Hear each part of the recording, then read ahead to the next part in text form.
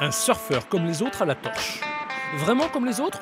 Pas tout à fait. Benoît Carpentier est depuis début juin le champion d'Europe de stand-up paddle. Entre deux voyages à travers le monde, le jeune homme de Plougonvelin fait une pause.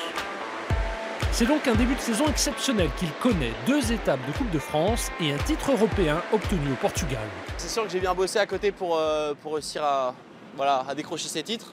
Et donc voilà, vraiment j'essaie de m'entraîner sur plusieurs disciplines. Donc le shortboard, le surf classique, le longboard et le stand-up paddle. Et je trouve que ça me fait vachement progresser dans chacun des supports en fait. Tu sens une progression, tu sens un cap cette année? Carrément, moi, je me sens vachement bien. Là, je me sens bien avec mes planches, mon matériel marche super bien. La torche, c'est pas mal, mais le terrain de jeu de Ben Carpentier ressemble plutôt à ça.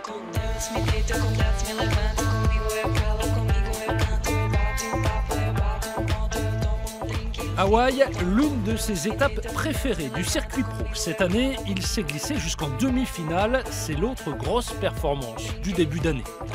Destination de rêve, vague mythique, on oublierait presque que le surf est un sport exigeant.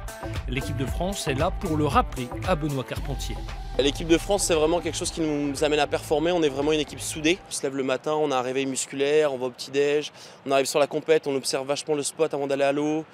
Et donc voilà, après le soir, on a des débriefings tout le temps, on fait un petit stretching et on mange bien, équilibré. Donc c'est bien, ça nous entraîne vachement pour les prochaines compétitions. C'est des choses qu'on ne fait pas forcément en individuel. Si, mais quand on est en équipe, quand on est en groupe, on est plus poussé à le faire. Donc c'est bien, c'est vraiment c'est une routine qui se met en place en fait. Prochain objectif, les championnats du monde au Danemark, New York et les Canaries pour le circuit pro. Un peu plus exotique que la torche ou la vague du Minou dans la rade de Brest, où Benoît est toujours licencié.